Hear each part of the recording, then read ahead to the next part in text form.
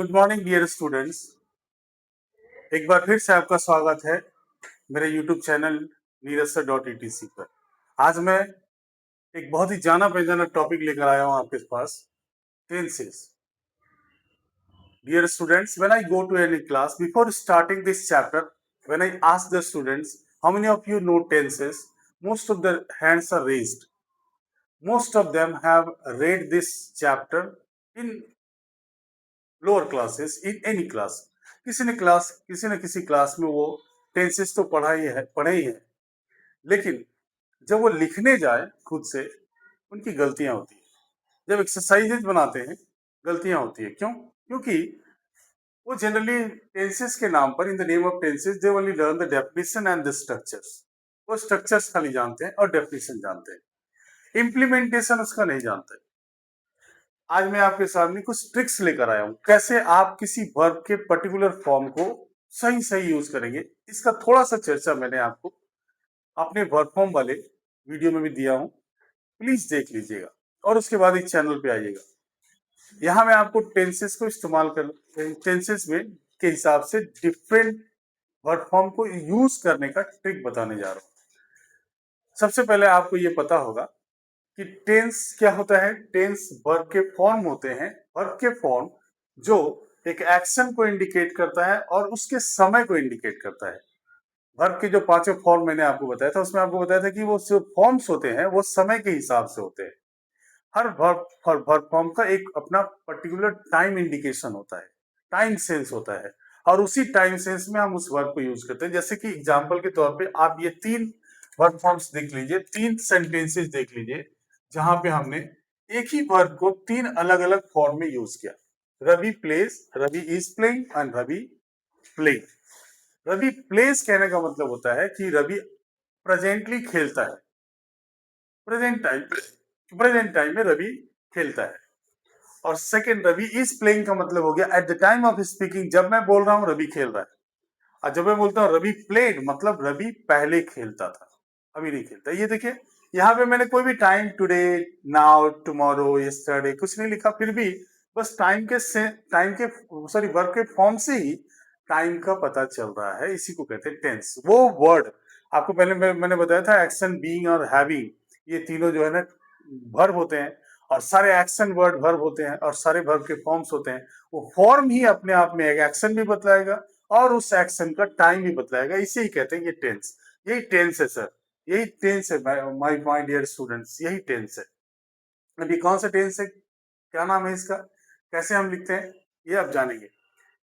इसको जानने से पहले ये टेंस आप समझ गए, और ये तो आप सभी को जानते हैं, प्रेजेंट, पास्ट एंड फ्यूचर। जो अभी चल रहा है प्रेजेंट, जो चल चुका, हो चुका पास्ट, और टू गो जो आने वाला है फ्यूचर। ये इसमें आने से पहले, टेंस में आने से पहले आप लोग एक बार सब्जेक्ट को जरूर जान लीजिएगा। ये आपके लिए बड़ा यूजफुल, खास करके प्रेजेंट टेंस में बहुत ही यूजफुल है।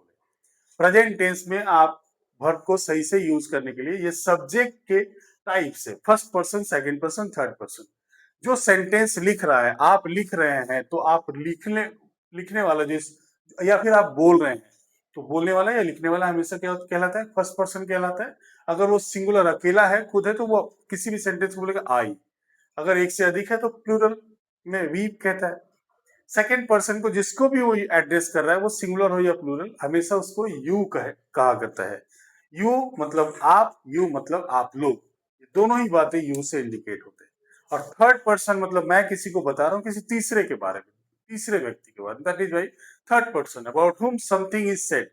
इसमें हम लोग वो क्या नाम है, मैस्कुलिन है तो ही, फेमिनिन है तो सी, नॉन लिविंग के लिए इट, दिस या दैट भी यूज करते हैं, या कोई सिंगुलर नेम, वन नेम, कोई एक नाम, राम, राम को हम लोग क्या कहेंगे, थर्ड पर्सन का सिंगुलर नंबर।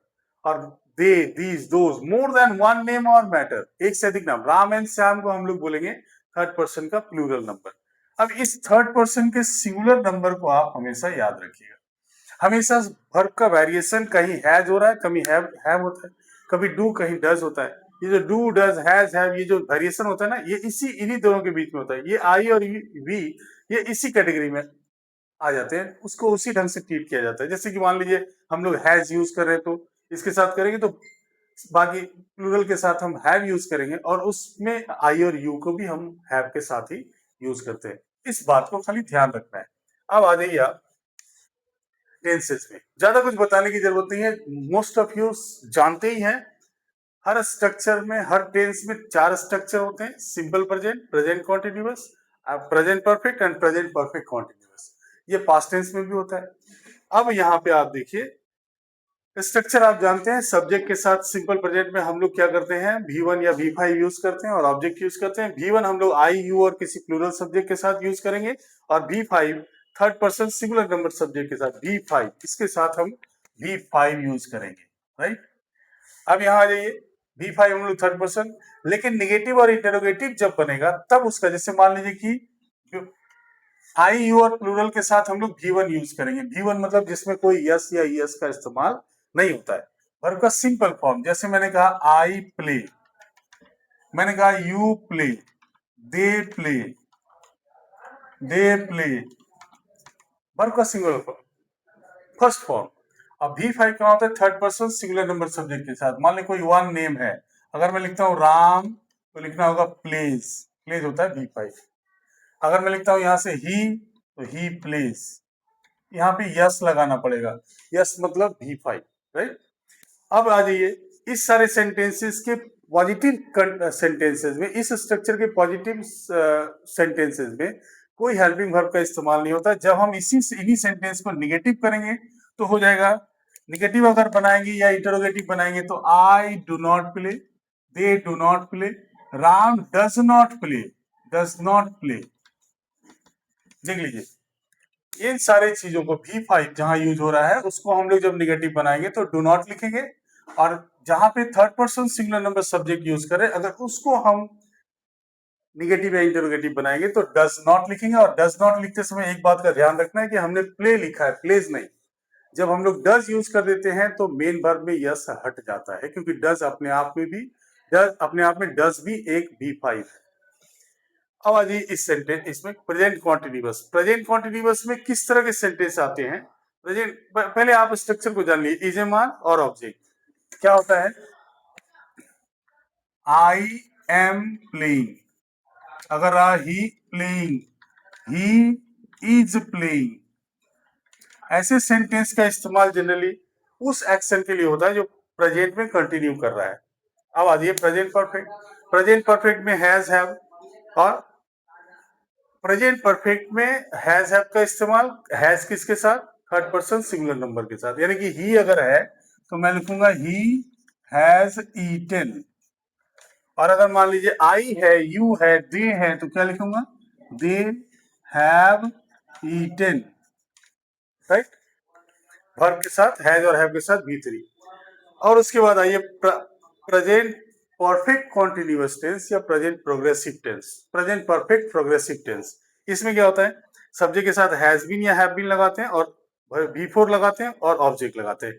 हैज बीन और हैव बीन में वही अंतर है, जहां हैव यूज करते हैं वहां हैव बीन होगा, और जहां हैज यूज करते हैं वहां हैज बीन यूज कर सकते, हैज बीन यूज कर सकते हैं परफेक्ट कॉन्टिन्यूअस में। जैसे मान लीजिए कि आई हैव बीन टीचिंग, मैं पढ़ाता रहा हूं, वो मुझे परेशान करता रहा है। He has been irritating me, irritating me, वो मुझे परेशान करता रहा है। ये तो स्ट्रक्चर है जो हर किसी को पता है, फिर हम सही इस्तेमाल क्यों नहीं कर सकते।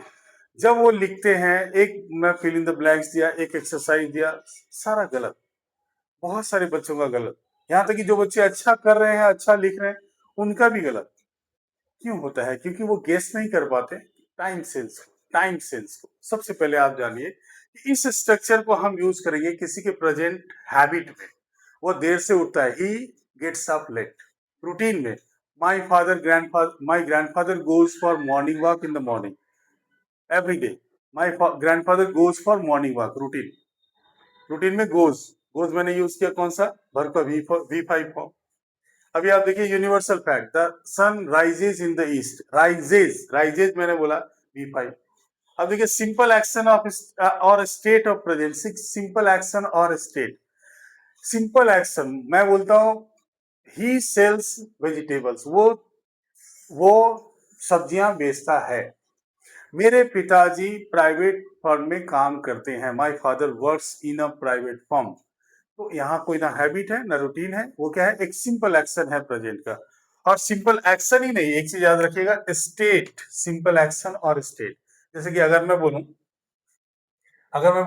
आई एम अ टीचर, या फिर मैं बोलूं सी इज स्मार्ट, तो ये क्या है, ये स्टेट है। बच्चों को जनरली पूछो ईजेमार, जैसे ईजेमार देखेंगे उनको पता है टेंसेस, सर मेरे को पता है, आप we have studied it in lower classes. बोलो तो Ram is a good boy, कौन सा टेंस है सर, प्रेजेंट कॉन्टिन्यूअस टेंस। क्यों बोला, क्योंकि उसने देखा कि यहाँ ईजेमार यूज किया हुआ है। याद रखिएगा, प्रेजेंट कॉन्टिन्यूअस के लिए इजेम आर के साथ भी फोर भी चाहिए। भी फोर नहीं है तो दैट मीन्स इजेम आर क्या हुआ, प्रेजेंट फॉर्म है। जो आपको मैंने वर्क फॉर्म वाले वीडियो में बताया वो प्रेजेंट फॉर्म है, तो वो V1 या V5 है। तो V1 V5 यूज हुआ और V4 नहीं यूज हुआ, दैट मीन्स सिंपल प्रेजेंट। अगर मैं बोलता हूँ सी हैज अ कार, मैंने कहा सी हैज अ कार, जैसे ही बोला बच्चा फट से कहता है that is present perfect tense. वो देख लिया हैज हैव। इनफैक्ट उसको ये गलती कर गया कि वहां पे हैज हैव के साथ V3 भी चाहिए। और has, she has a car, she has fever, I have a lot of money. जैसे मैंने कहा ये एक स्टेट है, और हैज और हैव भी क्या है, V1 और V5 है। V1 और V5 और दूसरा वर्ब का कोई फॉर्म नहीं, दैट मीन्स सिंपल प्रेजेंट।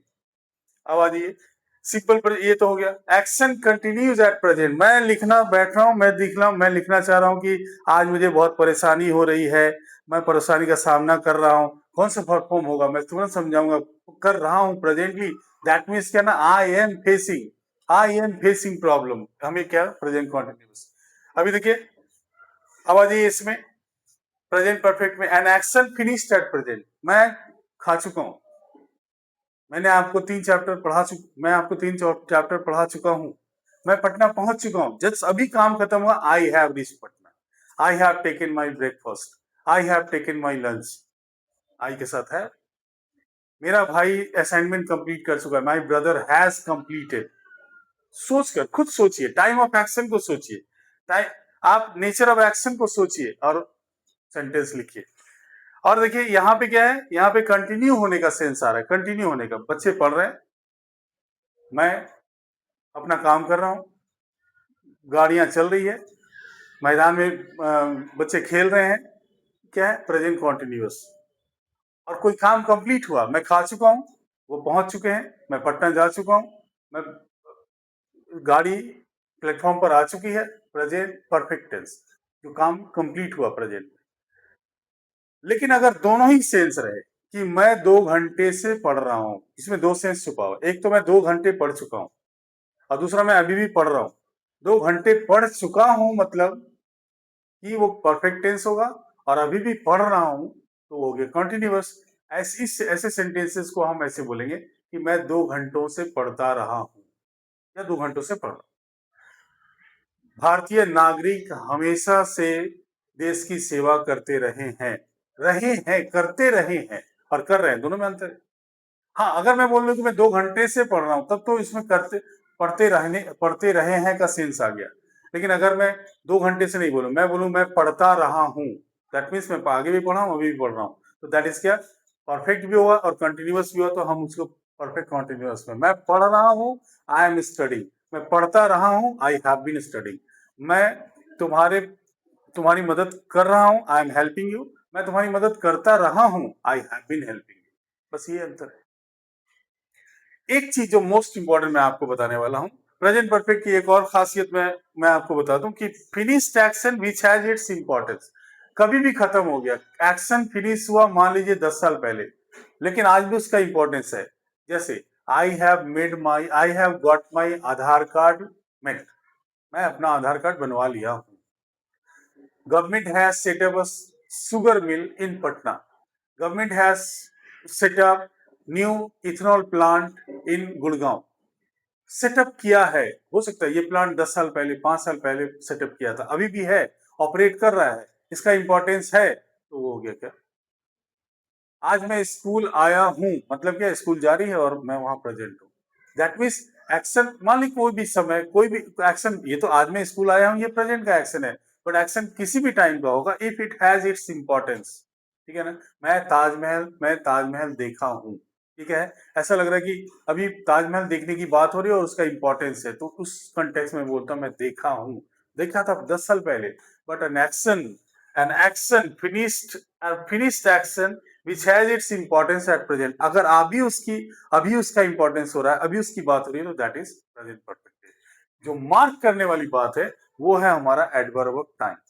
ये याद रखिएगा। अगर किसी भी एक्शन का नेचर ऐसा है, daily, everyday, often, always, regularly, on Sunday, in the morning, never, अगर इस तरह का नेचर है तो हम लोग उसमें सिंपल प्रेजेंट में लिखेंगे। अगर कोई एक्शन ऐसा है जो लिखा हुआ हो या नहीं, मान लीजिए लिखा हुआ भी है कि my father goes to market daily. अब डेली अगर नहीं लिखा हुआ है, डेली नहीं भी लिखना है, लेकिन हमको लग रहा है कि ये एक्शन रोज होता है, तो हम उस एक्शन को सिंपल प्रेजेंट में लिखेंगे। अगर एक्शन में कोई ऐसा सेंस छुपा हो ना, वो काम अभी हो रहा है। Every day I go to my school by bus, but today I am going by on foot. Every day I go, but today I am going, जैसे टूडे का सेंस आया, जैसे ही नाउ का सेंस आया। Presently I am working in a government school. Presently I am living in Gurgaon. Presently my father is staying in Banaras. तो ये in fact क्या है ना, presently, at present, today, moment, at the moment children are playing, at the moment I am just taking some rest, at the moment. कोई चीज है, just, I have just come, he has still sorry he has still he is still waiting, or has still not he has still not submitted the project. I have not yet completed my project work. I have already completed my assignment. Recently, I have recently bought a plot of land. I have recently visited, I have recently got my um, motor car repaired. तो have recently में भी एक चीज याद रखिएगा। देखिए, never यहां भी है और नेवर यहां भी मैंने रेड से लिखा है। यहां देखो मैं सर्कल कर रहा हूं।